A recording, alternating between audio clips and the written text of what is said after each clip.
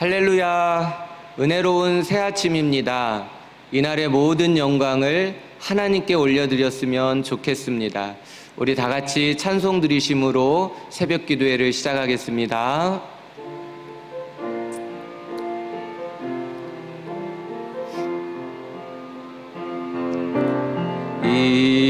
이곳에 생명샘 솟아나 눈물 골짝 지나갈 때에 머잖아 열매 맺히고 웃음소리 넘쳐나리라. 꽃들도 구름도 바람도 넓은 바다도 찬양하라 찬양하라 예수를. 하늘을 울리며 노래해 나의 영혼아. 은혜의 주 은혜의 주 은혜의 주. 아멘. 오늘 주실 하나님의 말씀 함께 보도록 하겠습니다.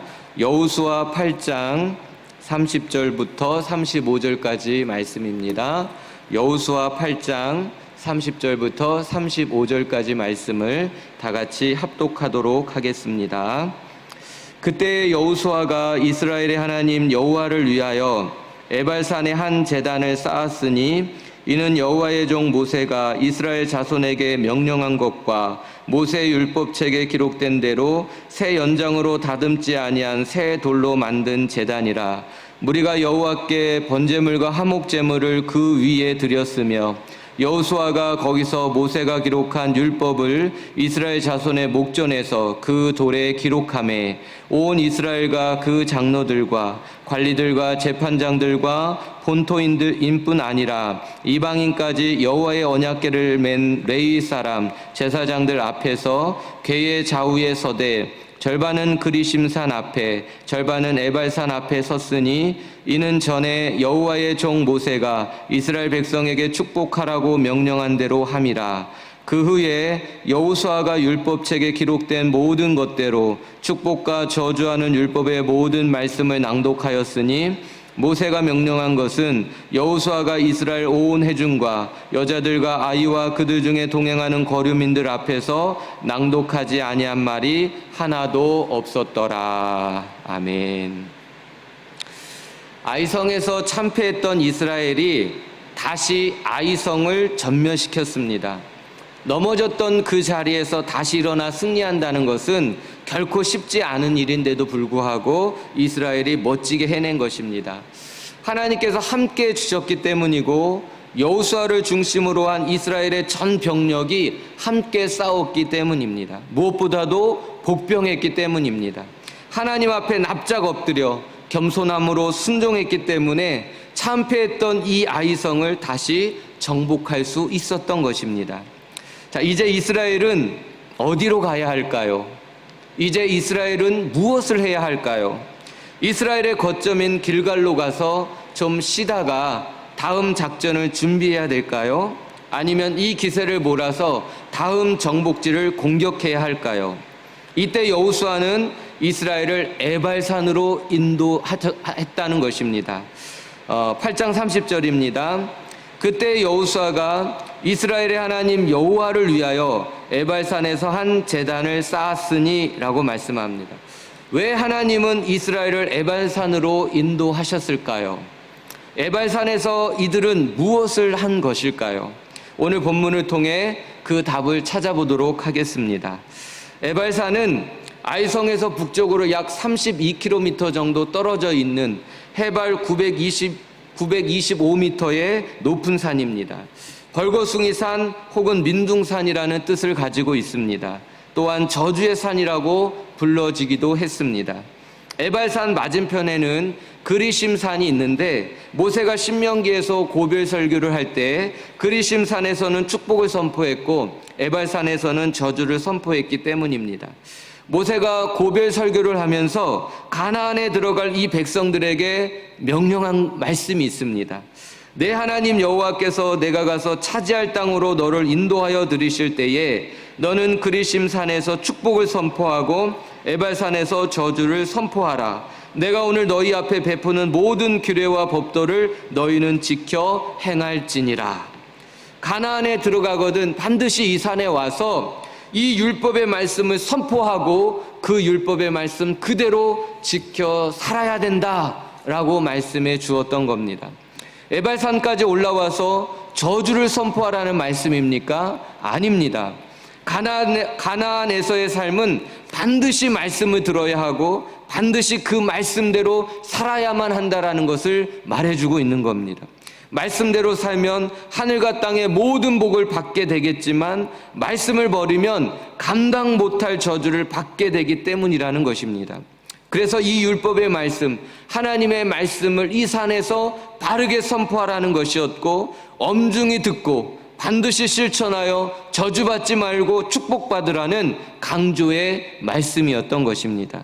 왜 여호수아가 이 타이밍에서 이스라엘 백성들을 에발산으로 인도한 것입니까? 하나님의 말씀을 들어야 했기 때문이었습니다.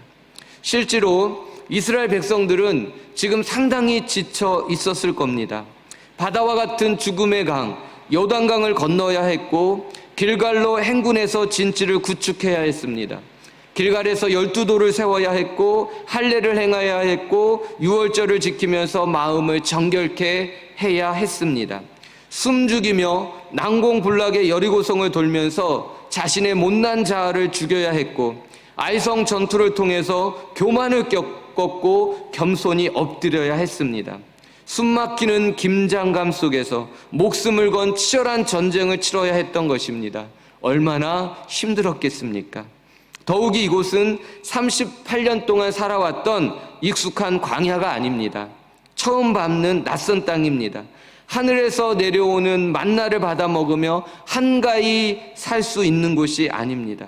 매일매일 밥을 해 먹어야 했고 빨래를 해가면서 새로운 삶에 적응해야 했던 곳입니다. 낯선 땅에서 새로운 삶에 적응하는 것도 힘들었을 텐데 이 땅을 전쟁하며 정복하기 위하여 몸부림쳐야 했으니 그들이 얼마나 힘들고 고되었겠습니까? 이들에게는 지금 쉼이 필요했다는 겁니다. 재충전이 필요했던 것입니다. 이대로 가다가는 골병 들기 때문에 그런 겁니다. 아직도 갈 길이 멀기 때문에 지친 몸과 마음을 새롭게 해야 했던 것이지요. 그래서 하나님은 공격을 멈추고 이 백성들을 에발산으로 인도하셨던 것입니다. 지쳐 있었던 이스라엘 백성들에게 쉼을 주고 다시 일어나 앞으로 나아갈 새 힘을 공급해 주어야 했기 때문에 그런 것입니다. 자, 이제 이 에발산에서 이스라엘 백성들이 무엇을 했는지를 보십시오. 여호와를 위하여 제단을 쌓고 번제와 화목제를 드렸습니다. 8장 30절입니다. 그때 여호수아가 이스라엘 하나님 여호와를 위하여 에발산에 한 제단을 쌓았으니 31절 무리가 여호와께 번제물과 화목제물을 그 위에 드렸으며 그랬습니다. 제단을 쌓았다는 것은 예배를 드렸다는 말입니다. 예배는 하나님께 최고의 영광을 올려드리는 것입니다. 또한 우리의 지친 영혼에 참된 안식을 얻게 주는 것입니다. 그래서 이들은 여기서 예배를 드렸던 겁니다. 어떤 제단을 쌓았는지 보십시오. 8장 32절입니다. 모세의 율법책에 기록된 대로 새 연장으로 다듬지 아니한 새 돌로 만든 제단이라 그랬습니다. 모세의 율법대로 다듬지 않은 돌로 제단을 쌓았다는 것입니다. 인간의 손길이 전혀 가미되지 않는 때묻지 않은 순수한 돌을 제단으로 쌓았다는 겁니다. 오직 구원의 은혜는 하나님의 전적인 공로였고 하나님의 전적인 은혜였다라는 것을 말씀해 주는 겁니다. 이스라엘이 요단강을 건너 가나안 땅에 들어온 것도 여리고성을 무너뜨리고 아이성을 잿더미로 만든 것도 모두가 다 하나님이 하신 것이고 하나님의 전적인 은혜였다라는 말입니다. 그러므로 이 모든 영광은 하나님께 올려드려야 된다라는 것을 말씀해주고 있는 겁니다. 지금 여호수아가 누구를 위하여 제단을 쌓고 있습니까? 8장 30절. 그때 여호수아가 이스라엘의 하나님 여호와를 위하여 에발산에 한 제단을 쌓았으니, 이스라엘의 하나님 여호와를 위하여 제단을 쌓았다라는 것입니다. 이 모든 영광을 받으셔야 될 분은 오직 하나님 한 분이셨기 때문입니다. 사랑하는 성도 여러분, 누구를 위하여 지금껏 살아오셨습니까? 누구를 위하여 오늘을 살아가시려고 하십니까? 오직 하나님의 영광입니다. 오직 하나님만을 위하여 오늘을 살아야 하고, 오직 하나님의 영광만을 위하여 내일을 꿈꾸셔야 한다라는 것입니다. 예배드리며 하나님께 모든 영광을 올려드리는 것, 이것이 이스라엘 백성들이 에발산에서 해야 할 첫 번째 일이었던 것입니다. 어떤 예배를 드렸는지도 보십시오. 8장 31절입니다. 무리가 여호와께 번제물과 화목제물을 그 위에 드렸으며 그랬습니다. 번제물을 드렸다라는 것은요, 번제가 하나님께 모든 것을 다 태워드리는 제사이듯 하나님께 모든 것을 다 태워드리겠습니다라는 절대적인 헌신을 다짐했다라는 것입니다. 화목제물을 드렸다라는 것은 말 그대로 하나님과 화목을 위해 드렸던 제사이듯 하나님과 우리 사이에 조금도 막힘이 없기를 바랬다라는 것입니다. 이 전쟁의 승패는 군사력에 있지 않다라는 것을 이들이 뼈저리게 알았던 거죠. 오직 하나님께 달려있음을 여리고성 전투와 아이성 전투를 통해서 이제 이들은 뼈저리게 느끼고 깨달았기 때문에 그런 겁니다. 에발산에서 한 일 두 번째는요, 율법의 말씀을 돌에 새겼다라는 것입니다. 8장 32절. 여호수아가 거기서 모세가 기록한 율법을 이스라엘 자손의 목전에서 그 돌에 기록하매 그랬습니다. 말씀을 돌에 새겼다라는 것은 심혈을 기울였다라는 것이고 머리가 아닌 가슴에 새겼다라는 말씀입니다. 이스라엘 백성들의 목전에서 행했다라는 것은 이스라엘 백성들이 모두 바라보면서 마음에 새기기를 원했다라는 말씀입니다. 말씀을 듣고 잊어버리면 절대 안 된다라는 거죠. 반드시 우리의 마음에, 우리의 심령에 이 말씀을 새겨 넣으라는 말씀인 겁니다.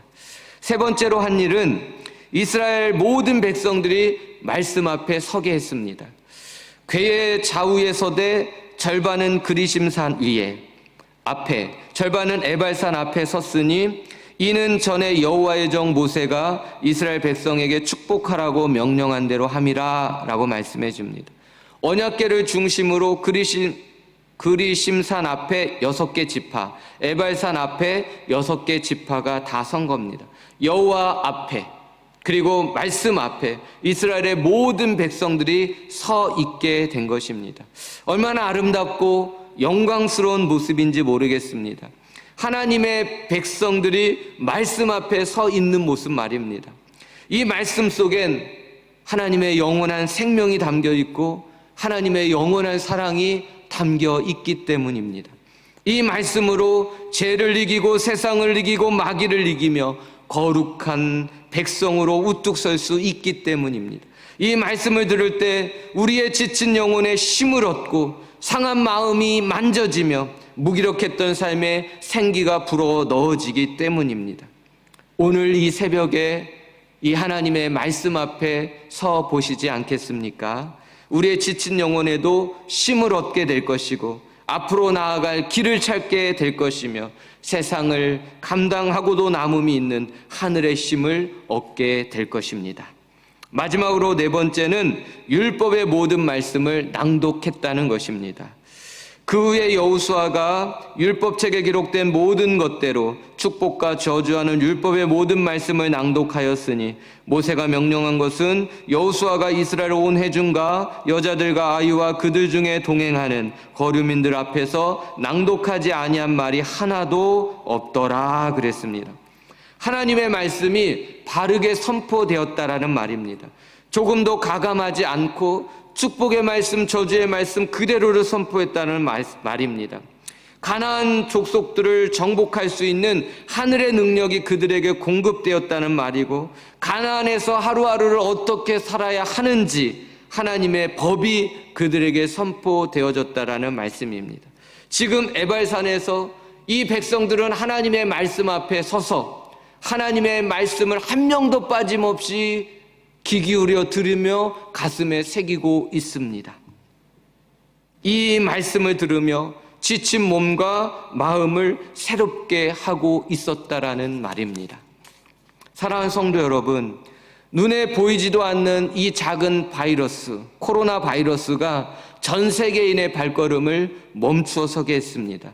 특별히 교회와 그리스도인들의 발걸음을 멈추어 서게 만들었습니다. 왜 그러셨을까요? 이대로는 남은 후반전을 뛸 수가 없었기 때문입니다. 잠시 쉬면서 하늘의 새 힘을 공급받아야 했기 때문입니다.